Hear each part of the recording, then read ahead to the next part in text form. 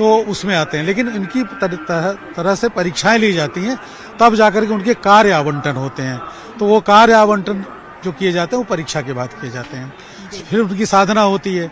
तो ये बाद में अभी जब ये कुंभ खत्म होगा तो कोई गिरी पे चला जाएगा, कोई पर्वत पे चला जाएगा, कोई वन में चला जाएगा, इसलिए आप नाम में देखिए कोई सरस्वती बन जाएगा। देखिए आप सभी ने भी सुना होगा अपने घर में बड़े बुजुर्गों को कभी न कभी बात करते हुए, चर्चा करते हुए। पहले चूंकि संचार का माध्यम इतना मजबूत नहीं था, लोग एक दूसरे को बातों को समझा नहीं पाते थे, बता नहीं पाते थे, तो बहुत सारी चीजें रहस्यमयी हुआ करती थी।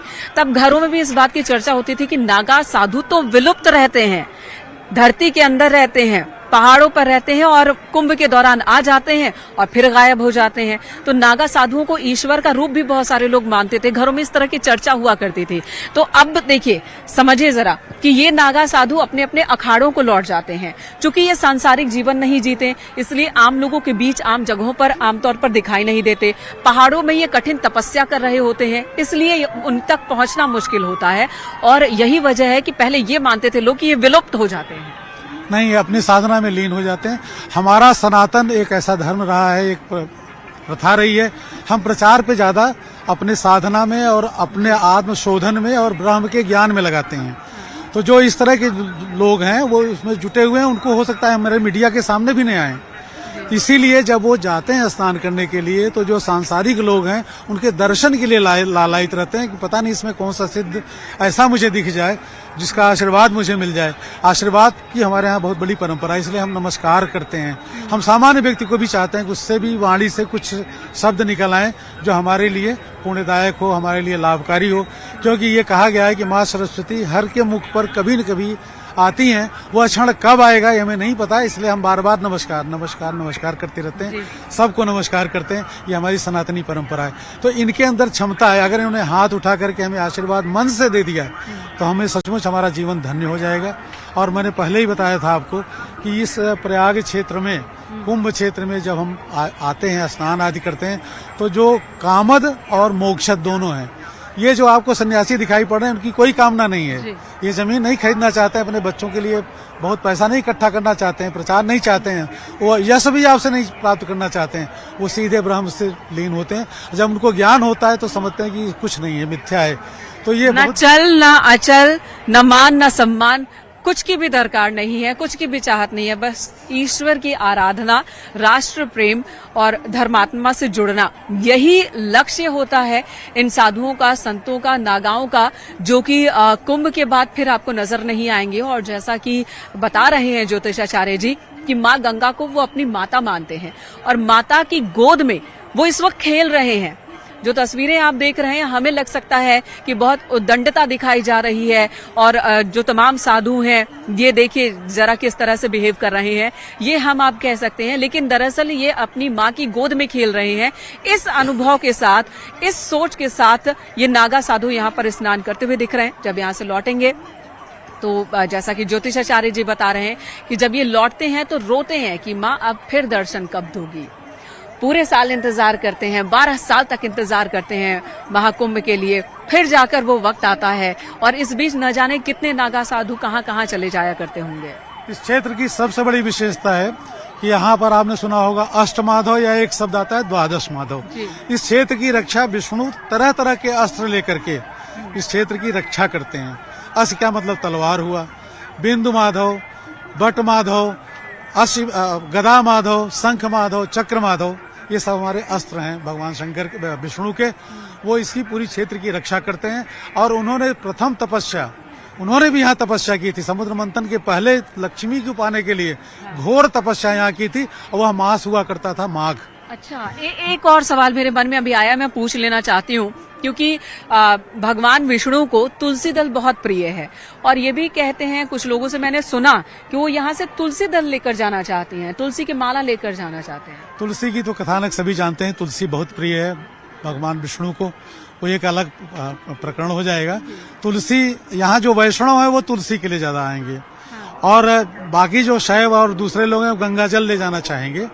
मेन चीजें, जो सुहागिनें हैं वो अपने सुहाग की सामग्री यहाँ से ले जाती हैं। उनको लगता है कि जो सामग्री हम यहाँ से लेके जा रहे हैं उसमें तीर्थ का जो देवत्व है, प्रभुत्व है, वो भी उसके साथ, उनके साथ जा रहा है। भले वो छोटी छोटी चीजें हों लेकिन वो लेकर के जाती हैं। तो अपनी अपनी आस्था के हिसाब से वो चीजें लेके जाते हैं। वैष्णव तो तुलसी के बिना रह नहीं सकते और वो पूरी माला भी नहीं पहनते तुलसी की, क्योंकि अशुद्ध होने का डर रहता है। इसको कंठी यानी कंठ तक लगा रहे, चिपका रहे, इस तरह से वो कंठ वाला बनाते हैं। इसको कंठी शब्द है ना, कंठी और माला दोनों आप सुनते होंगे। वो तुलसी की ही कंठी बनती है। तुलसी का चंदन ले जाते हैं। अभी जब तुलसी सूख जाएगी ठंडक में तो कहा जाता है कि उनके उसको चंदन बना करके घिस करके आप सब लगाइए, उसको कहीं फेंकिए नहीं तुलसी को। तो तुलसी का तो महत्व बहुत ज्यादा है, खासकर वैष्णवों के लिए। सनातनियों के लिए तो है ही है, वैष्णवों के लिए बहुत ज्यादा है। तो मैं ये बता रहा था, ये वैष्णव क्षेत्र है, यहाँ वो वास करते हैं और उन्होंने माँ लक्ष्मी को पाने के लिए खुद तपस्या की थी, तब समुद्र मंथन के बाद लक्ष्मी उनको मिली है। तो ये प्रयाग की ये बड़ी भारी महत्ता है। माघ मघा नक्षत्र से जुड़ा हुआ है और माघ को अघ कहा गया है, जहाँ पाप न हो, पाप का विनाश हो। और मकरे अर्क को भी लोग कभी कभी कहते हैं उससे माघ बना, नहीं, ये मघा नक्षत्र से बना है। अच्छा, आज के दिन मकर संक्रांति पे बहुत सारे क्षेत्रों में खिचड़ी खाने की परंपरा है, तो बहुत सारी जगहों पर दही चूड़ा खाने की भी परंपरा है। दही चूड़ा क्यों खाते हैं? देखिए, मैं पहले खिचड़ी पर आ जाऊं और उसके पहले मैं एक बात और बता दूं। इस क्षेत्र में ठंडक बहुत ज्यादा है, पाचन शक्ति को सही रखना है, तो ऐसे सुपाच्य भोजन को खाने की परंपरा है इस दिन, इस मौसम में, क्योंकि अभी नया नया चावल पैदा हुआ होता है तो उसके चिवड़ा बहुत सुंदर बनता है। तो कहीं कहीं चिवड़ा जहाँ होता है, जहाँ तिल है वो तिल खाते हैं, वो पुष्टिता देता है, गर्मी देता है। घी भी खाया जाता है, खिचड़ी में घी दी जाती है। और दान के नाम पर आप पहले समझें, जो चीजें गर्मी देती हैं उसका दान आज किया जाता है, जैसे तिल। और खाने के लिए आप खिचड़ी है, खिचड़ी में दालें मिली हुई हैं, घी, और ये लकड़ियां काष्ठ के लिए। यहाँ पर तिल की धेनु बनाई जाती है, यानी गाय के प्रकार की तिल को हम इकट्ठा करके दे देंगे, तिल धेनु। एक अभी पर्व आएगा षटतिला एकादशी, उसमें तिल का 6 प्रयोग करते हैं, अभी मैं आगे बताऊंगा उसको। और ये जितनी भी काली चीजें हैं, जैसे ऊर्जा देने वाली कंबल, उसका भी दान किया जाता है यहाँ पर। तो आप शनि को प्रसन्न कैसे कर सकते हैं? काली चीजों के माध्यम से। तिल में ये कहा गया है कि उसमें लक्ष्मी भी रहती हैं, वास करती हैं। यही मामला कार्तिक मास में होता है। कार्तिक मास में तिल का तेल, तिल का उपटन, तिल का दीप, तिल का हवन और तिल के लड्डू, तिल का भोजन, तिल का दान। तो सबसे पहली चीज अगर आपके पास हो तो तिल है। वैसे तो स्वर्ण दान भी कर सकते हैं, आपकी क्षमता हो। स्वास्थ्य और प्रकृति को ध्यान में रखकर ही दान की चीजें भी निर्धारित की गई हैं और तय किया गया है। बहुत ही सही जानकारियां मिल रही हैं यहाँ पर, और तस्वीरें लगातार हम आपको प्रयागराज से दिखा रहे हैं, जहाँ पर इस वक्त संतों का, साधुओं का, नागाओं का स्नान चल रहा है, आम लोगों का भी स्नान चल रहा है। लाखों की तादाद में देखिए श्रद्धालु कैसे जन सैलाब की तरह आ रहे हैं, स्नान करके लौट रहे हैं। और जैसा कि हमारे सहयोगी ने थोड़ी देर पहले बताया था कि किसी के हाथ में झोरा है, किसी के सर पर गठरी है, और पूरे परिवार के साथ गृहस्थी का सामान लेकर भी लोग मेला क्षेत्र में पहुंचे हैं। और पहले ऐसी तस्वीरें ज्यादा देखने को मिलती थी, क्योंकि पहले मेले के अंदर उतनी व्यवस्था, उतनी चीजें नहीं मिलती थी। तो अगर कोई कल्पवास के लिए आ रहा है या 3-4 दिन के लिए भी मेला क्षेत्र के अंदर आ रहा है, तो वो अपने लिए गृहस्थी का सारा सामान लेकर आया करते थे। खाना बनाने से लेकर खाने तक का इंतजाम करके आया करते थे, सोने बैठने के लिए तमाम इंतजाम करके आते थे। अब ये थोड़ा कम हो गया है, क्योंकि सुविधाएं बढ़ा दी गई है। मेला क्षेत्र के अंदर अगर किसी को कुछ खाना है तो तरह तरह के स्टॉल्स मौजूद हैं, खाने से लेकर के चाय तक की तमाम व्यवस्था मेला क्षेत्र के अंदर है।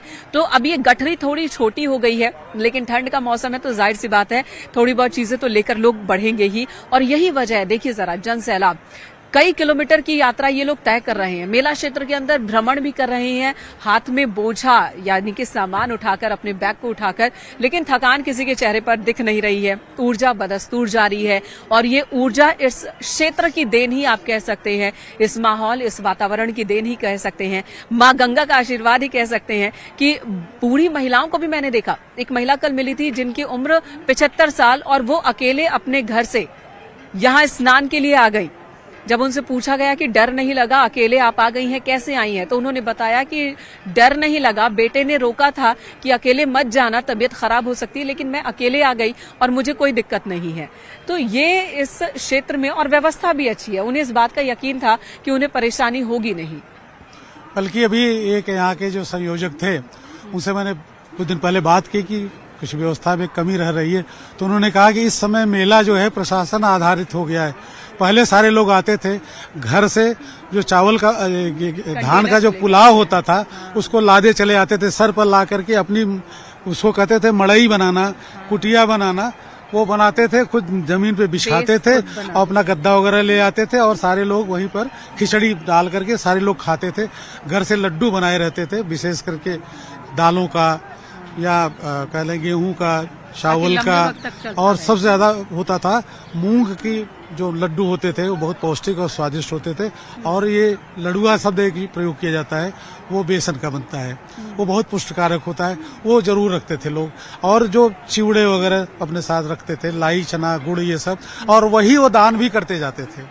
नहा के निकलते थे तो यहाँ पर लोग बिछाए होते। कभी कभी कुंभ की फोटो आती 1953 वगैरह 54 वगैरह की, तो उसमें लोग किले के नीचे लोग अपना नहा रहे थे। मेरे पिताजी एक बार अपने गुरु के साथ आए और गुरुदेव ने धोती अपना सुखाने के लिए डाल दिया, उसमें इतना चावल फेंक दिया लोगों ने, जब तक वो पूजा कर रहे थे सोचे होंगे कोई मांगने वाला बैठा हुआ है।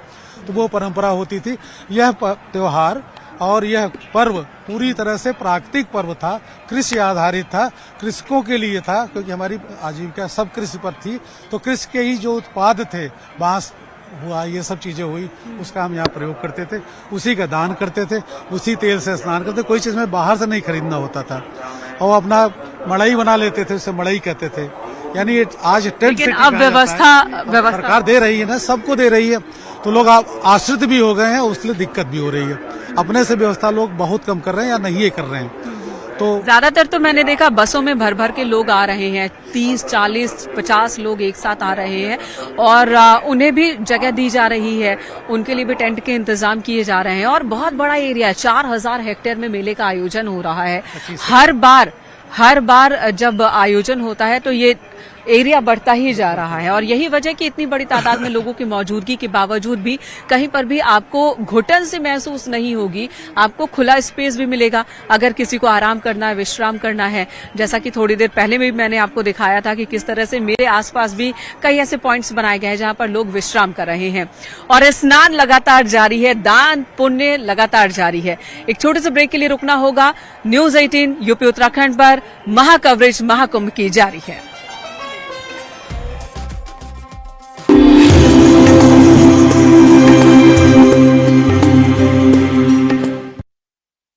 म्यूचुअल फंड सही।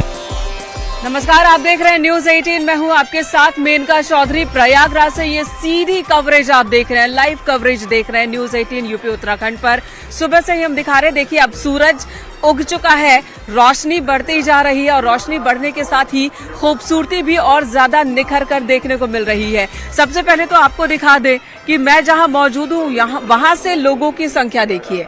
वहां से आप मेला में किसी भी क्षेत्र में चले जाइए, आपको ऐसे ही जनसैलाब देखने को मिलेगा। ऐसा लग रहा है कि समुद्र की लहरें हैं जो बढ़ती चली जा रही हैं और जैसे समुद्र का कोई अंत नहीं दिखता, वैसा ही इन लहरों का भी कोई अंत नहीं दिख रहा है। लोगों की जो कतार है उसकी अंतिम छोर आपको देखने को नहीं मिलेगी। पूरे कुंभ क्षेत्र में इसी तरह से लोग दिख रहे हैं। लेकिन इन सब के बीच जो आश्चर्य की बात है, इन सब के बीच जो राहत की बात है कि कहीं कोई अव्यवस्था नहीं है, गंदगी नहीं है, साफ सफाई हर तरफ है। लोगों का हुजूम एक तरफ से दाखिल हो रहा है तो दूसरी तरफ से निकलता हुआ भी दिख रहा है। स्नान दान जाप सब कर रहा है, दान पुण्य करके और उसके बाद निकल रहा है।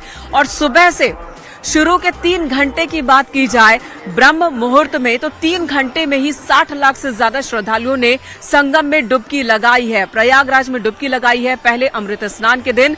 और ये संख्या बढ़ती ही जा रही है और यकीन मानिए जैसे ही दिन खुलेगा और भी ज्यादा बड़ी तादाद में लोग आएंगे। पहले दिन के स्नान में पौष पूर्णिमा पर 1.5 करोड़ से ज्यादा लोगों ने स्नान किया था और आज जो अनुमान है वो 2 से 2.5 करोड़ तक का अनुमान लगाया जा रहा है कि इतने लोग, इतने श्रद्धालु आज स्नान करेंगे, जिसे लेकर मुकम्मल व्यवस्था की गई है। न्यूज 18 ने भी मेगा तैयारी की है, मेगा कवरेज की। हमारे सहयोगी अलग अलग क्षेत्र में मौजूद है जो वहां से तस्वीरें आप तक पहुंचा रहे हैं। और इस वक्त जो हम आपको तस्वीर दिखा रहे हैं, जो नजारे आप देख रहे हैं, ये प्रयागराज महाकुंभ के ही है। हमारे सहयोगी राजीव लगातार हमारे साथ मौजूद हैं। राजीव बताएंगे कि कैसे अखाड़ों का स्नान चल रहा है। पहले अखाड़े के स्नान का वक्त और पहला अखाड़ा जो स्नान करता हुआ, उसके बाद एक के बाद एक अखाड़े जो है वो स्नान करेंगे, 13 अखाड़े स्नान करेंगे और दूसरी तरफ दूसरे घाटों पर आम लोग, आम श्रद्धालु, उनका भी स्नान दान चल रहा है। राजीव, आपके पास आती हूँ। हमारे साथ खास मेहमान भी जुड़ेंगे, आशुतोष जी, उनसे भी हम बहुत सारी जानकारी लेंगे। लेकिन आप ये बताएं कि वहां पर अभी क्या हो रहा है उस घाट पर और किस तरह की भव्यता देखने को मिल रही है। अब देखिए, मेनका पहले अखाड़े के बाद अब आप देख सकते हैं कि इस वक्त निरंजनी और आनंद अखाड़े के जो नागा हैं वो संगम पर पहुंच चुके हैं अमृत स्नान के लिए। आप देख सकते हैं कि इस वक्त निरंजनी और आनंद अखाड़े के जो पूज्य साधु संत हैं वो इस वक्त संगम तट पर पहुंच रहे हैं, एक के बाद एक। अब सबसे पहले जो नागा है साधु वो पहुंचे हैं और अब एक के बाद जो निरंजनी और आनंद अखाड़े के महामंडलेश्वर हैं वो सभी पूज्य संतों का जो रथ है वो अब से कुछ ही सेकंड्स के बाद आपको कैमरे में दिखाई देगा। उसके पहले आप देख सकते हैं कि ये वो सभी निरंजनी और आनंद अखाड़े के भक्त हैं, फॉलोअर हैं, जो इस वक्त संगम तट की ओर बढ़ते हुए नजर आ रहे हैं। जो भव्य और दिव्य काफिला है वो भी वहां से निकल चुका है पैंटूनपुर। और आप पूछ सकते हैं अमावस्या तो अशुभ तिथि होती है,